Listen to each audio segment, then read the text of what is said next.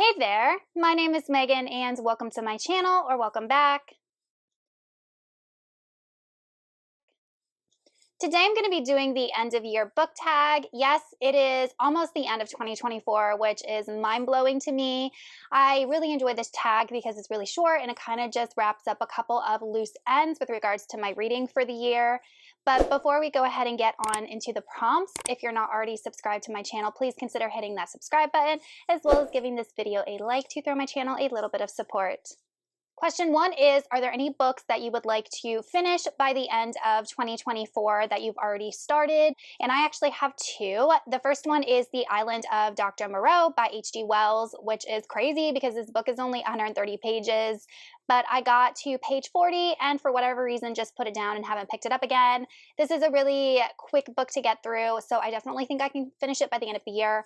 But if you're not sure what this book is about, we follow a man who was essentially shipwrecked and gets picked up by a ship that is taking supplies to the secluded island, mainly like animals and specimens and things like that. And when our main character gets to this island, he meets this infamous Dr. Moreau, who is very famous back in England, but also known as doing some unethical things. It's definitely inhumane and experimental, and we kind of follow his journey. The reason that I actually put this book down is because there is animal experimentation in this book, and the way that Wells was describing it was actually bothering me, and it wasn't even graphic, but just the idea of innocent animals being harmed was bothering me. Wells wasn't advocating for animal cruelty, that is just part of the story, but like I said, it was just bothering me, so I had to pause, but I do want to finish the story. And the next book is A Scanner Darkly by Philip K. Dick. I was reading this via ebook from my library. I've read Do Androids Dream of Electric Sheep by him. That is the only other work of his I've read. And I was just finding the writing in this book to be very disjointed. This is a futuristic story, and it is following a new hallucinogenic type drug that has hit the streets, and all of these people are taking it. And it basically separates the brain into two different, not hemispheres, but two different functioning brains. And we are following a cop, an undercover like DEA officer, who has to take the drug in order to act like he fits in with everybody while he's investigating the suppliers, and the drug is starting to affect him. And like I said, I wasn't really meshing with the writing style, and then I really was not meshing with the female characters in the book and the way that Philip K. Dick was writing them. Normally, I can look at a time period in which a book was written and understand that it's written from the lens of what was going on in that time period, but like every time Philip K. Dick mentions a woman, he references her breasts almost every time. And fine, whatever. If that's the character, that's the character. But it just got really aggravating. It grated on my nerves, and I had to just put the book down. I can't say I'm going to finish this book in 2024, but eventually I would like to. Question two is, do I have any autumnal books to transition me into the end of the year? Not specifically. I have already done a couple of videos where I recommend books to read to transition you into fall. I have some fantasy recommendations, etc. I will link those videos up in the cards for you guys.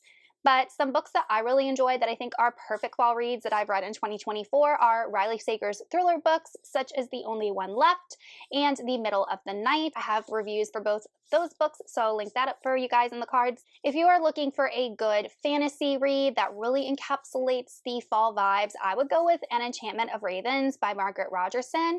This is a standalone fantasy, and it follows a girl who kind of gets kidnapped by the fairy prince of the autumn court and is taken back there, and it just has all the fall vibes. It just has the colors, the imagery. You feel like you're in the autumn court, and every time I think of fall, I think of this book. As for books that I still need to read that I get a fall vibe from would be The Midnight Library by Matt Haig. This was on my November TBR, so hopefully I can get to it soon. But anything that involves like a magic library, definitely. I don't know why I think of fall. In this book, we are following a character who, upon death, visits this magic library, and she is able to choose a book from this library, and that will take her back to her life and show her what her life would have looked like if she made different decisions. And I've heard this book is very thought-provoking, and it is highly acclaimed, and it's one I'm excited to get to. Prompt 3 is what is a new release for 2024 that you're still waiting for, and I'm going to go with the obvious, and that is Wind and Truth by Brandon Sanderson, which is released on December 6th. Have I pre-ordered it? Absolutely. My husband actually did for me as an early Christmas gift, so you know, as soon as I get that book in the mail, I'm going to be reading it. But this is the 5th book in Sanderson's Stormlight Archives. Highly anticipating it. If you guys want to check out my reviews for all of the other books in the Cosmere, I will link my Brandon Sanderson playlist up in the cards. The next question is, what are 3 books that you would like to get to by the end of the year? I just said I would really like to get to The Midnight Library by Matt Haig. In fact, I do currently have the audiobook for this taken out from my library, but I'm also in the middle of reading something else, so I'm not sure if I'm going to be able to get to the audiobook.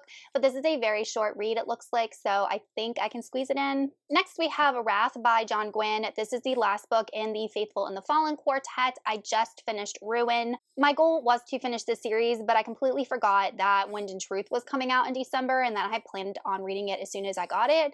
And Sanderson's books are usually like over 1,000 pages long, and they take me a long time to read. And this book is almost 700 pages long, so I really don't see myself reading both Wrath and Wind and Truth in December.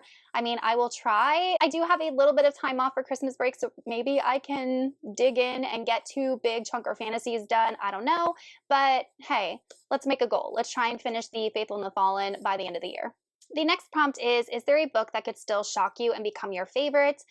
I don't know. There is only a month left in the year, roughly, so it's hard to say. Maybe, but stay tuned to find out.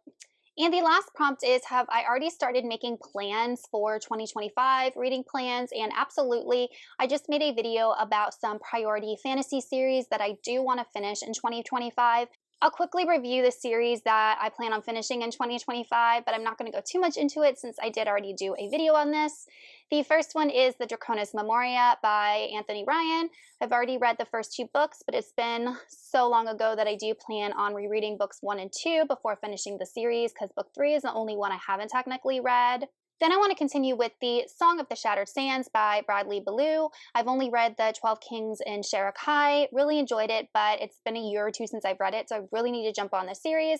I do own, I think, the first 4 or 5 books in this series, so I know I'll be able to get through it, but this is a desert fantasy with a cool magic system, and I just really enjoyed it. Then I want to finish The Bone Ships by R.J. Barker. I've only read book 1. This is a seafaring fantasy that follows dragons, and their bones are used to make bone ships. It's a really unique maritime fantasy. The books are quick to get through, and it's only a trilogy, so this one I definitely want to prioritize. And then we have Once Upon a Broken Heart by Stephanie Garber. I need to finish the last book, which I thought I grabbed, but it is A Curse for True Love.